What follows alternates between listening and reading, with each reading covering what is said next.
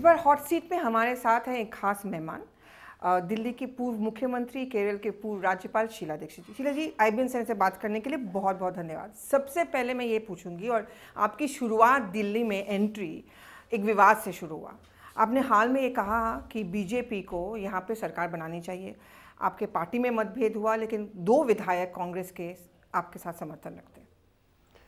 देखिए, ये विवाद क्यों हुआ मुझे समझ में नहीं आ रही, क्योंकि शायद आजकल हर चीज़ विवादित कर दी जाती है। बहुत सीधी सी बात मैंने कही थी कि यदि कोई सरकार बना सकता, और ये परंपरा रही है डेमोक्रेसी में, जहाँ असेंबली है आज, परंपरा हमेशा ये रही है कि जो सरकार बना सकता है वो बनाए। यदि कोई नहीं बना सकता, जैसे आपके लिए हम लोगों ने सपोर्ट करके वो बनी थी ना, उनके पास मेजॉरिटी तो थी नहीं, तो जब वो उसने रिज़ाइन कर दिया तो खाली हो गई। दिल्ली में चाहे वो बीजेपी हो, चाहे आप हो, जो भी कोई हो, कांग्रेस भी हो, जो भी कोई बना सकती है, और वो फैसला लेफ्टिनेंट गवर्नर करेंगे, क्योंकि संवैधानिक तरीके से वो काउंटिंग होगी। लेफ्टिनेंट गवर्नर फैसला करेंगे, फिर फ्लोर ऑफ द हाउस पे भी होता है। तो कोई मैंने ऐसी बात नहीं कही कि किसको सपोर्ट करना चाहिए या नहीं करना चाहिए, जो बना सकता बनाए। लेकिन इस बीच में कांग्रेस के कुछ विधायक ही कह रहे हैं कि हम लोग, या उनकी बातचीत चल रही है बैकरूम, इस तरह के आरोप हैं, बैकरूम बातचीत चल रही है कि वो लोग क्रॉसओवर करेंगे, बीजेपी का समर्थन देंगे। कि ऐसे में ये देखिए, हवाएं उड़ रही हैं, इसके लिए मैं क्या टिप्पणी करूं? हवाएं उड़ती रहती हैं, कहते कोई किसी कुछ जा रहा, कोई कुछ जा रहा। ये हवाओं पर टिप्पणी करना ठीक नहीं है, उचित नहीं है। आपको लगता है कांग्रेस ने एक गलती की थी आम आदमी पार्टी को सपोर्ट करके उस समय? नहीं, मेरा ख्याल गलती नहीं की थी, उस वक्त ठीक था। और वो एक सेकुलर पार्टी है, उसने जो वायदे किए थे वो अच्छे लग रहे थे, लोगों के हित में थी, तो पार्टी ने सपोर्ट कर दिया। आउटसाइड से करा था, एक प्लीज़ बात करिए, उस पर शामिल नहीं हुए थे। जब आउटसाइड से सपोर्ट किया, वो खुद ही रिज़ाइन करके चले गए, तो बस मामला ही ख़त्म हो गया। और अगर इस बार फिर से हंग असेंबली अगर बनती है, हाँ, तो क्या ऐसे में कांग्रेस पार्टी दोबारा आम आदमी पार्टी को समर्थन देना चाहिए? आपको क्या लगता है? वो तो कहना भविष्य की बात है, इस कहना बड़ा मुश्किल है। अगर जो चुनाव होता है और कौन सी पार्टी सबसे बड़े नंबर लेकर आती है, कितने विधायक लेकर आती है, अगर जो वो मेजॉरिटी में स्वयं ही आ जाती है, जो भी पार्टी हो, तो फिर तो कोई सवाल ही नहीं उठता।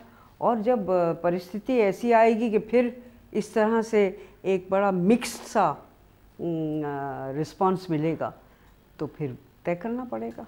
जी, आपकी दिल्ली में वापसी हुई है, और सबसे स्वाभाविक सवाल अब ये उठता है, क्या आपकी वापसी दिल्ली की राजनीति में होगी, या आप अपने लिए एक सेंट्रल रोल देख रहे हैं? देखिए, मैं अपने लिए कोई रोल नहीं देख रही हूँ, बिल्कुल नहीं। दिल्ली की जो हमारी पार्टी है, इस वक्त सरकार तो है नहीं, पार्टी है, उसका एक प्रेसिडेंट है, एक वाइस प्रेसिडेंट है, वगैरह वगैरह वो है। आई हैव नो इंटेंशंस कि उसमें जाके कुछ मैं दखल करूं या कुछ अपनी राय दूं, कुछ नहीं है ऐसा, क्योंकि बन गई है, जो वो करेंगे सो ठीक करेंगे। और जहाँ तक केंद्र का सवाल है, वो तो हाईकमांड तय करेगा, और फिर मैं सोचूंगी। नहीं तो मैं इस वक्त कोई चीज़ देख नहीं। आप कंप्लीटली विड्रॉ करती हैं अगले चुनाव में? आप बिल्कुल फेस नहीं बनना चाहेंगे? नहीं, ऐसा मैं नहीं कहती हूँ कि मैं विड्रॉ कर रही हूँ, पर मैं विड्रॉ का ऑपोजिट जो है, फॉरवर्ड भी नहीं जा रही हूँ। आप फेस नहीं बनना चाहेंगे दिल्ली का? नहीं नहीं, अभी तो बिल्कुल। यूथ को देना चाहेंगे वो अब, या नए नेताओं को देना चाहेंगे, नए चेहरों को देना चाहेंगे? नए चेहरे तो हैं ही हैं। अब जितनी आपकी PCC बनी हुई है, वो नए चेहरों की तो है ना, वो बनेंगे, वो अपना काम करेंगे और अच्छा काम करेंगे। चलिए, अब मैं दूसरे मुद्दे पे आती हूँ, राज्यपाल वाला मुद्दा। क्या आपको बुरा लगा जिस तरह से एक के बाद एक यूपी के द्वारा नियुक्त किए गए राज्यपाल थे, उनको एक तरह से फोर्स किया गया कि वो अपना इस्तीफा दें? देखिए, बुरे या अच्छे का सवाल नहीं है, क्या सही चीज़ है वो करनी चाहिए। राज्यपाल एक कॉन्स्टिट्यूशनल पोजीशन है, बनाए जाते हैं।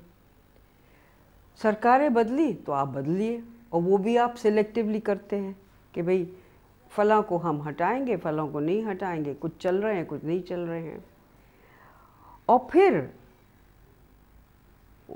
क्योंकि वो संवैधानिक तौर से प्रेसिडेंट ऑफ इंडिया के कहने पर वो बने, नियुक्त किए गए, उन्होंने स्वीकार करा, आप नियुक्ति हुई। अब या तो आप कोई ऐसा कानून ले आए कि जब केंद्र की सरकार बदलेगी तो ऑटोमेटिकली सब गवर्नर्स चले जाएंगे, ले आइए। आपको लगता है ऐसा एक कानून होना चाहिए? हो जाए तो फिर उसमें लोगों को पता तो रहेगा। एक जो आखिर बनाया गया है कोई, तो वो समझा जाता 5 साल के लिए है, और फिर उसको कह देना निकाल दो, भाई किस लिए, क्यों?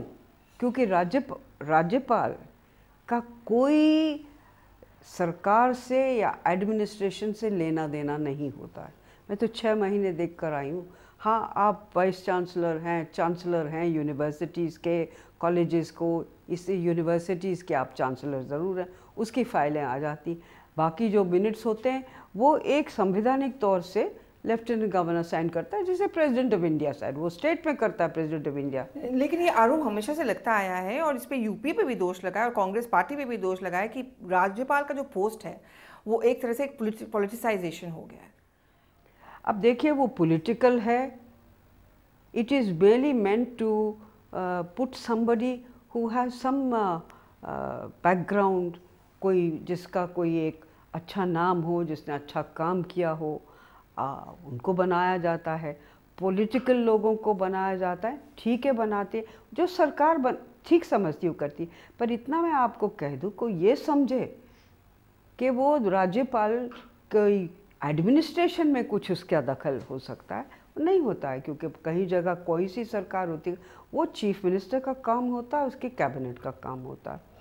तो इस तरह से करना, लेकिन मैं समझती हूँ क्योंकि कॉन्स्टिट्यूशनल पोजीशन है, you are supposed to be the representative of the government of the India, the President of India, the President of India and the Government of India.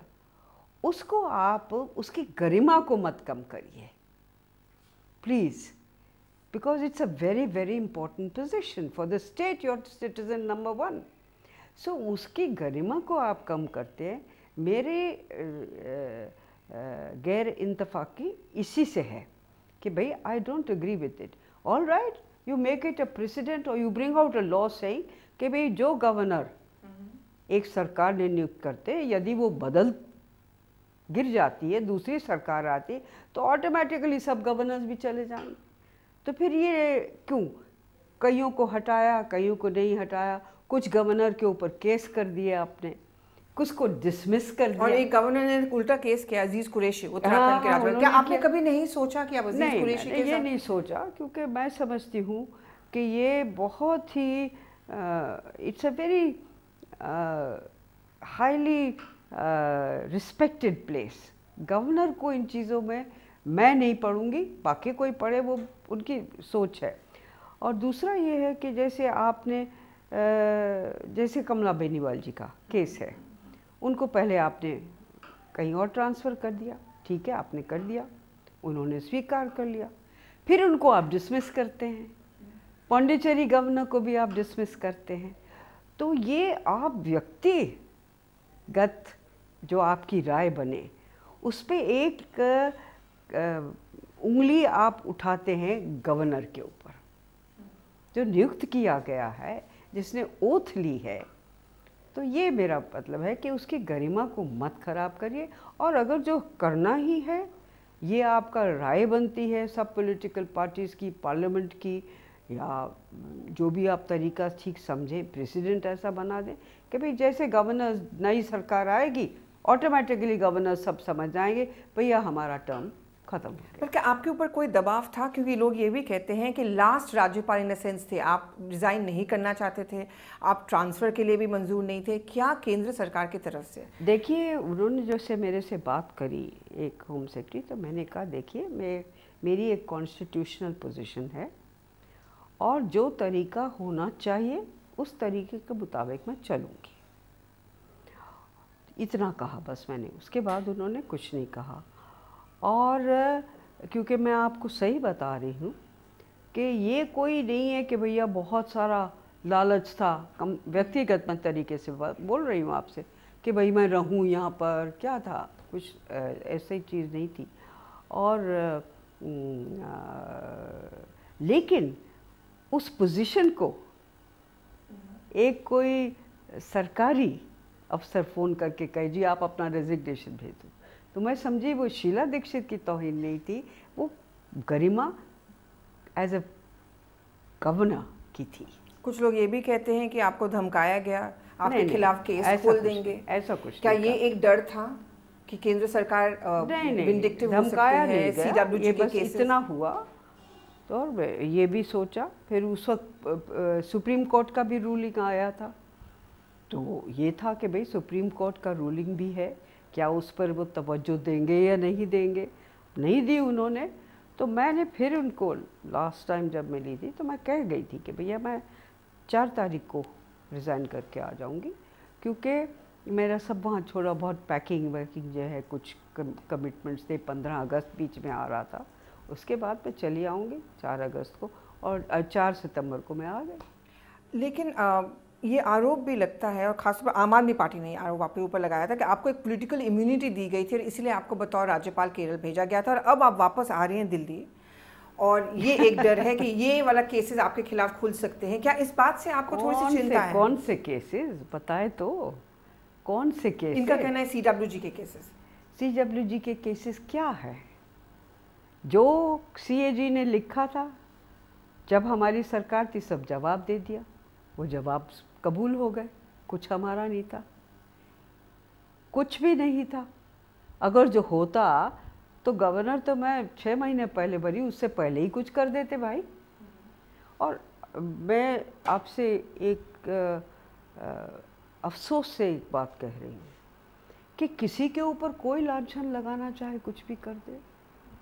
ये जो एक परंपरा शुरू हो गई है कि उंगली उठा लीजिए, आप किस पर उंगली उठा रहे, वो क्यों उठ रही है, क्या वो उंगली उठाने की ज़रूरत है या नहीं है, कुछ प्रमाण तो हो।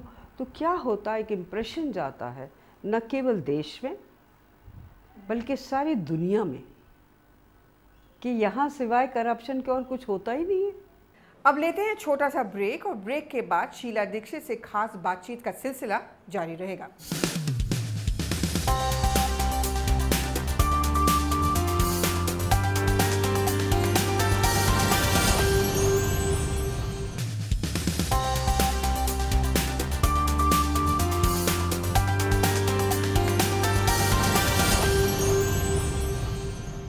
क्या आपको लगता है यही कुछ हो रहा है कांग्रेस के साथ अभी?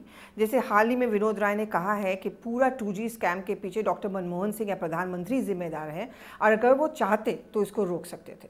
क्या आपको लगता है इस तरह का जो आरोप किया गया, और उनकी राय है ना, क्या वो कैबिनेट में थे, क्या वो उसमें थे, प्रोसेस जो इस्तेमाल किया गया, आप अंदाजे से कोई बात कह देते हैं, और इतनी बड़ी हस्ती जो प्रधानमंत्री हो, डिसीजंस लिए जाते हैं, कुछ आपको ठीक लगते हैं, कुछ आपको नहीं ठीक लगते। एक तरीका है, एक बैलेंसिंग होती है।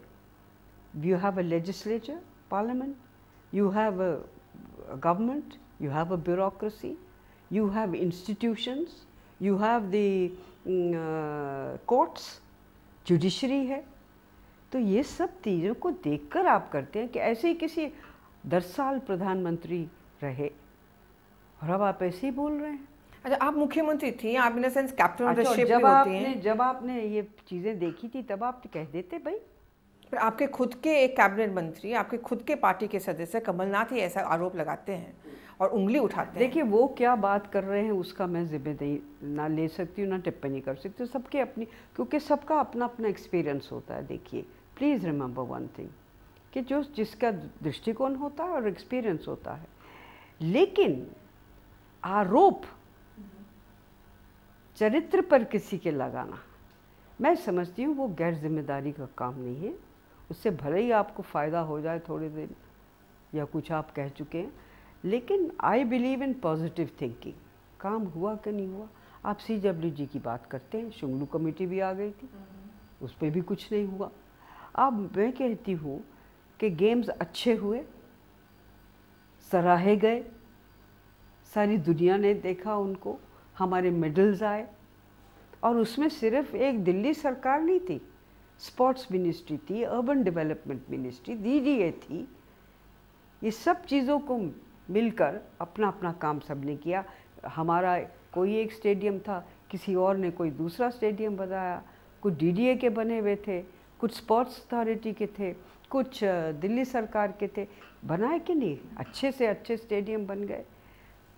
फ्लाईओवर। आप मुख्यमंत्री रह चुकी हैं, आप खुद कैप्टन ऑफ द शिप थी, प्रधानमंत्री भी कैप्टन ऑफ द शिप माने जाते हैं। क्या आपको खुद लगता है कि उनके आंखों के सामने कुछ तो चीज़ें हो रही थी गलत?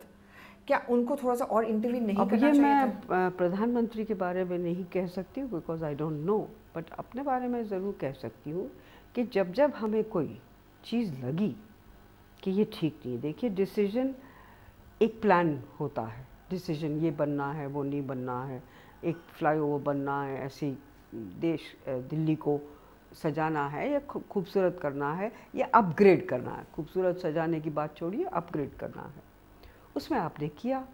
उसका डिसीजन ऑफिसर्स लेते हैं, सेक्रेटरीज लेते हैं, चीफ इंजीनियर्स लेते हैं। तो हमारा तो काम यही होता है कि भैया इतने करोड़ रुपया हमने दे दिया, उसमें हिस्सा केंद्र का भी हो सकता है कि भाई तुम्हें ये काम करना है, कॉमनवेल्थ गेम्स करने हैं, ये हिस्सा ले लीजिएगा। लेकिन डिसीजंस जो लिए जाते हैं वो एक कमिटी ऑफ एक्सपर्ट्स, मुझे तो नहीं मालूम कि ये ब्रिज 10 रुपए का होगा या 12 रुपए का होगा, लेकिन वो कमेटी करती है और उसकी जिम्मेदारी हो, और फिर CAG है उसको। तो आप भी मानते हैं कि प्रधानमंत्री फुल्ली तरह से आप उनको ब्लेम नहीं कर सकते, क्योंकि जो मंत्री थे उस समय के A राजा जी वो ज़्यादा जिम्मेदार। हाँ हाँ हाँ हाँ। आपने थोड़ी देर पहले कहा कि अब दिल्ली में नए चेहरे आ रहे हैं, और कुछ ऐसी बात में अगर आप कांग्रेस पार्टी में कहूँ, पिछले कुछ दिनों में जब आप यहाँ नहीं थी, ओल्ड वर्सेस न्यू का एक काइंड ऑफ जनरेशन बैटल चल रहा था कांग्रेस पार्टी में। और जाहिर तौर पे अब राहुल गांधी का ज़माना आ रहा है और राहुल गांधी पूरी तरह से शायद टेक ओवर भी करेंगे। उस ऐसे में जो वरिष्ठ नेता हैं कांग्रेस के, वो शायद अपने आप को इनसिक्योर फील कर रहे हैं। नहीं, फील नहीं करना चाहिए। देखिए परिवारों में भी होता है, जनरेशन से जनरेशन आती है कि नहीं आती है। आप तो बहुत यंग हैं, आपको मालूम भी नहीं होगा, आप पता नहीं आपके कितने श्रोताओं को होगा। इंदिरा जी जब आई थी तो जनरेशन बदली थी ना, कामराज जी हटे थे, निजलिंगप्पा जी हटे थे, पाटिल साहब हटे थे। तो ये सब चीज़ें होती रहती हैं। अब किस तरह से होती है, क्या तरीका अपनाया जाता है, वो उस युग पर डिपेंड करता है। इंदिरा जी एक उठकर आई थी, राजीव जी आए, तो और बहुत सारे लोग थे जो थे, एक जनरलेशन चीज़ हो, बदलाव आ गया, ये स्वाभाविक है, अभी भी आएगा, पर इसमें कन्फ्रंटेशन का कोई चीज़ नहीं है। लेकिन कन्फ्रंटेशन ऐसा हो गया है क्योंकि हाल ही में जितने भी सेक्रेटरीज हैं, हो गया है कि नहीं है कि नज़र बन गई है इस तरह से। कुछ सेक्रेटरीज थे, वो लोग अलग से मीटिंग किए भी थे, उन्होंने ये सवाल वरिष्ठ नेताओं पे पूछा था। बात कह रहे होंगे, लेकिन किसी ने ये, मेरा ख्याल में किसी, जहाँ तक मुझे मालूम है कि किसी ने ये नहीं कहा कि ये क्योंकि अब वरिष्ठ हो गए इनको निकाल दीजिए या कुछ ऐसा कुछ नहीं। वो लोग इस बात से असंतुष्ट थे कि क्यों राहुल गांधी को जिम्मेदार ठहराया जा रहा है 2014 के चुनाव के हार के लिए। देखिए 2014 का चुनाव जो हम हारे, उसमें कोई एक व्यक्ति को जिम्मेदार ठहराना ही गलत बात है। सभी हैं हम लोग, मैं भी हूँ, आप भी हैं, जो भी हमारे हैं, कुछ कहीं हम में कमज़ोरियाँ थी और एक बदलाव का माहौल था, हो गया। अब ये तो पार्टी ऐसे डेमोक्रेसी में चलता ही रहता है। थैचर भी हटी थी। जो वरिष्ठ नेता हैं जनार्दन द्विवेदी कहते हैं कि कट ऑफ % होना चाहिए, एक डेडलाइन होना चाहिए, इस तरह की बातें अपनी राय है। और क्या आप इस बात से सहमत है कि एक 70 साल नहीं, मैं ऐसे सहमत नहीं हूँ जब तक इंसान काम कर सकता है, कंट्रीब्यूट कर सकता है, उसके कंट्रीब्यूशन का जो तस्वीर है या जो कंट्रीब्यूशन कर सकता है, किस तरह की कर सकता है, वो होना चाहिए। अगर जो कंट्रीब्यूट ही नहीं कर सकते तो फिर क्या फ़ायदा। मैं थोड़ा सा बात करूँ, अब वो उससे 70 साल या 50 साल या 30 साल जुड़े हुए नहीं हैं। मैं थोड़ा सा बात करूँगी सोनिया और राहुल गांधी के बारे में। बहुत लोग अब ये कहते हैं, खासतौर पे चुनाव के परिणाम के बाद, कि सोनिया को थोड़ा सा और हैंड्स ऑन होना चाहिए था, सोनिया को अब आगे आना चाहिए, क्योंकि राहुल गांधी में वो बात नहीं है। देखिए, राहुल गांधी यंग हैं, उनमें वो तजुर्बा नहीं हो सकता है जो सोनिया जी में है। देखिए, एंड वो एक समन्वय बनता है, तजुर्बा and the fire of youth, the innovation of youth, youth में जो एक जज्बा होता है, तो उसका हमेशा कॉम्बिनेशन होता है। अब ये कह देना कि सोनिया गांधी नहीं आई और राहुल ने गड़बड़ कर दिया, हम सभी इसके जिम्मेदार हैं भाई। तो राहुल गांधी के बारे में कहा जाता है कि वो मिसिंग इन एक्शन है, कभी दिखते हैं फिर डिसअपियर हो जाते हैं। जैसे उन्होंने कम्युनल वायलेंस पे आगे वेल पे आए थे लोकसभा में, उन्होंने एक अग्रेसिव रूप अपना दिखाया था और फिर गायब हो गए। जम्मू कश्मीर में फ्लड्स, क्या हर वक्त वही रूप दिखा, लेकिन वो जब डिबेट हुआ था नहीं, देखिए मैडम, वो करा तब भी लोगों ने कहा क्यों करा भाई ये। देखिए, अगर जो इंसान, आप जितने लोगों से मिलके, उनकी दूसरी राय होती है। अब उन्होंने सोचा कि ये करेंगे, उन्होंने लगा, कुछ लोगों को बहुत अच्छा लगा, कुछ ऐसे भी लोग थे जिन्होंने कहा ये क्यों कर दिया, इनको नहीं करना चाहिए था। तो राय तो डिफरेंट होती है, एक किस्म की राय से कभी किसी चीज़ के बारे में होती नहीं है, और इस पर टिप्पणी करना कम से कम मैं अपने आप को तो उचित नहीं समझती। आखिर में मैं यही सवाल पूछूंगी शीला जी, आप वापस आ गई दिल्ली, क्या कुछ लोगों को डरना चाहिए कांग्रेस पार्टी में, और क्या आपका रूप हम लोग ज़्यादा से इन्वॉल्वमेंट किस बात के डर है कि अब आप वापस कर रही हैं दिल्ली के इलेक्शंस में, दिल्ली के पॉलिटिक्स में और केंद्रीय पॉलिटिक्स में? खासतौर पे मैं बात करूंगी, जितने यूथ हैं वो थोड़ा सा इनसिक्योर फील करते हैं कि जो सीनियर लीडर्स हैं पार्टी के, वो हमें वो जगह नहीं देंगे। नहीं, सब यूथ चला रहा है। हमारा जो लीडर है हाउस में, वो भी यूथ है, जो प्रेसिडेंट है वो भी यूथ है, वो सब यूथ इकट्ठे कर रहे हैं, स्पोक्समैन भी अपने आप को यूथ है। तो क्या है, वो तो मेरे जाने से पहले ही हो गया था ना, तो क्या है उसमें, अच्छी चीज़ है, बहुत अच्छी चीज़ है। I wish them all the luck in the world and I hope so. चलिए, IBN सिंह से बात करने के लिए बहुत बहुत धन्यवाद। Thank you.